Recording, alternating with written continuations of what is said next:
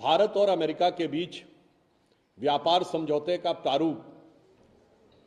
अब वाणिज्य मंत्री पीयूष गोयल जी ने प्रस्तुत कर दिया है और अब इसके बारे में किसी भी प्रकार के भ्रम की कोई संभावना नहीं रह गई है। प्रधानमंत्री श्री नरेंद्र मोदी जी के नेतृत्व में भारत सरकार ने पूरी परिपक्वता, पूरी दृढ़ता के साथ भारत के हितों को सुदृढ़ करते हुए स्पष्ट रूप से कृषि और दुग्ध व्यवसाय के क्षेत्र, यानी आम बोलचाल की भाषा में कहें तो जिन फील्ड्स को प्रोटेक्टेड किया है अर्थात संरक्षित किया है, जिन पर इस व्यापार का कोई विदेशी आयात का प्रभाव नहीं पड़ेगा, उसमें गेहूं, चावल, चीनी, दाल, मिलेट्स, ज्वार बाजरा वगैरह, वहां से लेकर worn out clothing, domestic gold, यानी एक विस्तृत सूची दी है। इससे यह बहुत स्पष्ट हो गया है कि भारत के किसानों के हितों का दृढ़तापूर्वक संरक्षण किया गया है।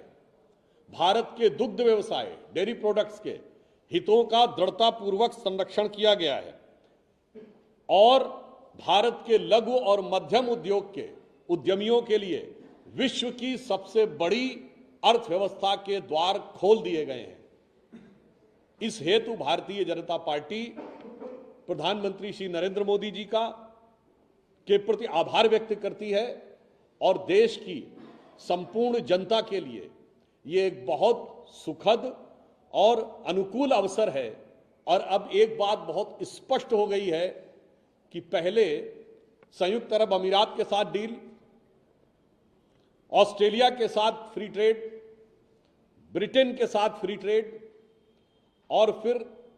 नॉर्डिक कंट्रीज यानी स्विट्जरलैंड और नॉर्वे जो उत्तर यूरोपीय देश हैं उनके साथ फ्री ट्रेड, उसके बाद यूरोपियन यूनियन के साथ, यानी 5 के बाद ये जो